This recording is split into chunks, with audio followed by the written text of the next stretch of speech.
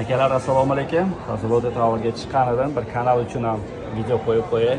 Chunki oldinlari juda ko'p chiqqanman, qo'ymagan ekanman. Birali obzor qilib maslahat beraman. Akalar, shunaqa nima desa bo'ladi? Dunyo kaftilari ko'ringandek ko'rinadi. Qaranglar, dahshat. Binolar, kvartiralar vashib baland. Farzandlarni olsangiz yana ham yaxshi, yana ham boshqacha emotsiya bo'ladi. Ayniqsa tepadan ko'rish. Mashinalar qaranglar tepadan, onasining kichkina filmda ko'rinadi. Dengiz aytmisizlar. Sizlarga chiqinglar, Lotte Tower Seulda joylashgan. Lokatsiyasini yozib qo'yamiz. Narxi qimmat emas.